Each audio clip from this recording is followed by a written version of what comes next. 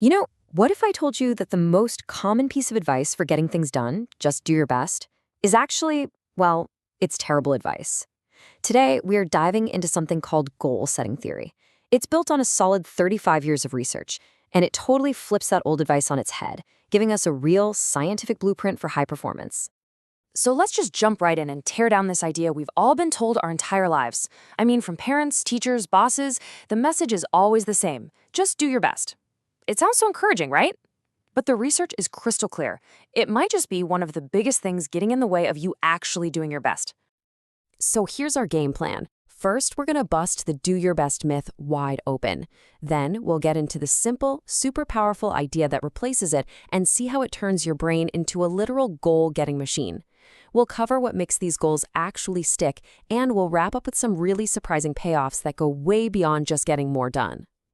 Okay, so what's the big deal? What is so wrong with trying your best? Look, the problem isn't the effort, it's the instruction. It is just fundamentally completely vague. Here's the heart of the problem, really.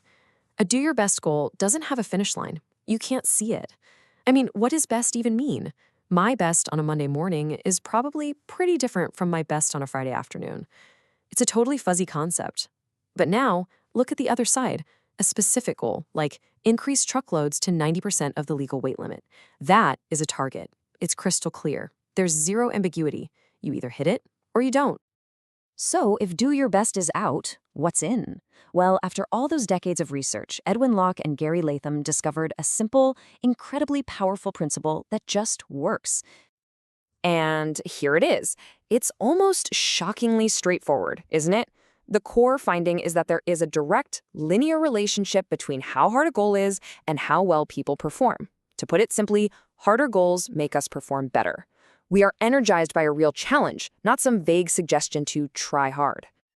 And this chart just lays it out perfectly. You see that an easy goal, yeah, you get low performance. A vague do your best goal gets you a little more, sure. But look at that third bar. It's the specific, difficult goal that just shoots performance through the roof. The only time this ever levels off is when you literally hit the ceiling of your ability, or maybe if your commitment starts to wobble. So what is actually happening inside our heads when we're handed one of these high-quality goals? It's not magic, it's a totally systematic process. A great goal basically switches on a high-performance machine that's already in your brain. And it works in 4 key ways. First, it's like a GPS for your brain. It directs your attention only to what's important for the goal. Second, it's an accelerator. It literally makes you put in more effort. Third, it's like a battery pack. It boosts your persistence so you stick with the task way longer. And finally, and this is so cool, it forces your brain to dig deep, to unlock knowledge you already have, and come up with new strategies to win. Okay, but it's not quite as simple as just writing down a hard goal and calling it a day. For this home machine to run smoothly, a few really important conditions have to be met. And this right here shows the essential ingredients that get that goal machine humming. You absolutely need commitment. You have to truly buy in. You also have to believe the goal is important.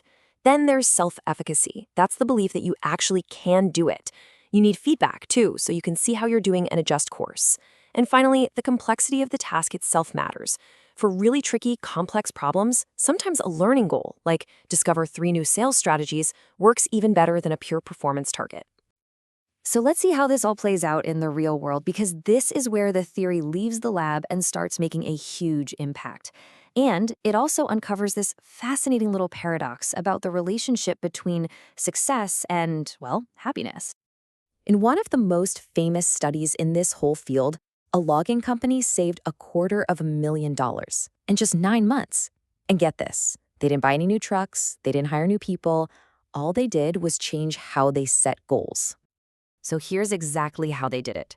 Before, the truck drivers were just told to, you guessed it, do their best. And on average, their trucks were only loaded to about 60% of the legal weight limit. Then they were given one simple, specific, difficult goal: hit 90% of the legal limit. And what happened? Performance shot up almost overnight and stayed there. The only thing that changed was the goal. So all of this seems to lead to a pretty logical question, right? If people with really tough goals produce the most, they must be the most satisfied with their jobs, right? I mean, it just seems to make perfect sense.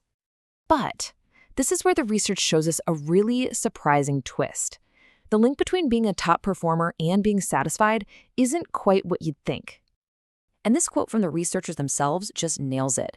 The very thing that drives high performers, that dissatisfaction with good enough, is their fuel. Their internal standard for success is set so incredibly high that they are constantly pushing forward.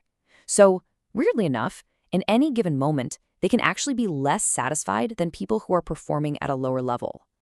It all comes together in what Locke and Latham called the high-performance cycle. It goes like this. High goals lead to high performance. When that performance gets rewarded, it leads to satisfaction and confidence.